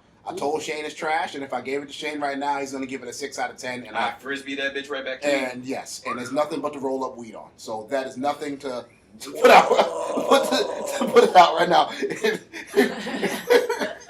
RBD. So, so it's nothing just to do this. You just put the CD case down and just do this. Just roll you up a blunt on that. That's all that's worth. So the EP coming out like 5 songs, and it will have that song on there, the Swerve City song on there. So that is what's going on with me. I am actually going to be September 8th. I am going to be in Mineola for WXW's 22nd anniversary show with Alpha and Hawaii. The whole family are performing at their show, anniversary show. In Mineola, Florida. Be killing it, man. Yeah, so I'm gonna be there. September 21st, I'm gonna be performing with an orchestra, a live orchestra. And Sarasota, Florida, I will be with a live orchestra. Me, my friend Ryanito, we're going to be with a orchestra of like 20 people back there with the instruments and stuff. Yeah, it's gonna be dope. It's that's dope. So that's September 21st. October, I will be in New Hampshire for personal reasons. He getting booty. 380. That was the I'm getting booty face. For personal reasons. 380 kids. 381 coming. Nah. I am good. I am good. I was good at 3, but it somehow got to 380. So that's it. I mean, I'm busy, man. I'm busy. And I'm really looking forward to New Hampshire more than anything. I bet. Anyway, Rich Swann, what you got? Hey man, you can check me out on my Twitter at Gotta Get Swann. The car, charisma, athleticism, raw talent, always about it. You know what I'm saying? Body, getting rowdy. On my Conan right now. He's body. Anyway, you know, you can catch me in Chicago September 2nd. You know what I'm saying? I'm going to be in a match with Brian Cage, Rey Mysterio, Austin Aries, Sammy Guevara, you know, the Lucha Brothers. We about to throw down Warriors of Wrestling. Doing it for the charity, you know what I'm saying? We about to kill it. And it's the War of Attrition. Starts out 8-man. Turns into a tag match. Turns into a singles match. Keep going. Password. Oh, turns into a singles match. First ever champion crowned. Check it. Man, check out Rich Swann on Impact Wrestling every week. Oh yeah, you know. Watch him, support what we do. You know where you can find me at Strickland Shane on Twitter and Instagram. Follow the Swerve City Podcast on the Facebook, Swerve City Pod on Twitter, Instagram Swerve City Podcast Official on Instagram. We all over the place. iTunes. We're on Google Play. We're on SoundCloud. Now we're on YouTube. Follow, subscribe to the page, Swerve City Podcast Official YouTube page. And like always, we're going to end this with be confident in everything you do. And wash your motherfucking ass. That's it. Wash it, damn it. Wash your fucking ass. Motherfucker. Soap. Chopstick Queen. Damn. Wash your ass.